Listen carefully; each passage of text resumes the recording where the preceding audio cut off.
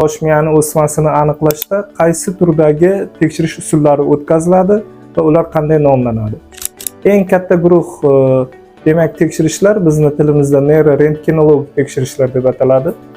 Bularga multispiral kompyuter tomografiya, xalq orasida kompyuter tomografiya deb aytiladi.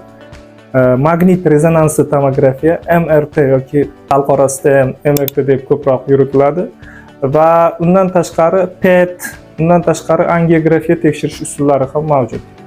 Va ko'pincha bizning sharoitimizda o'smalarni aniqlashdan oldin kompyuter tomografiyadan foydalaniladi.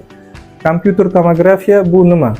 Va magnit rezonansiya tomografiyadan qanday farq qiladi? Ya'ni MSKT bilan MRT ning farqlari nimadan iborat?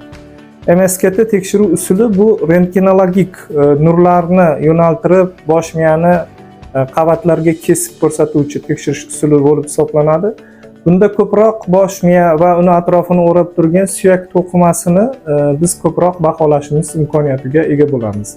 Lekin bosh miyaning yumshoq to'qimasi, bosh miyaning ichki to'qimalarida kechayotgan o'smalarning, kichik o'smalarning yoki chuqur joylashgan o'smalarning shaklini multispiral kompyuter tomografiya ko'rsata olmaydi.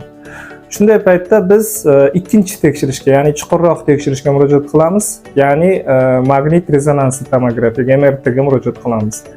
MRT tekshiruvida esa biz bosh miyadagi joylashgan o'smani hajmi, o'lchami, tarqalganligi, atrofidagi qon tomirlari, uning xususiyatlari va uni anatomik joylashuvini aniqroq ma'lumotlar olamiz.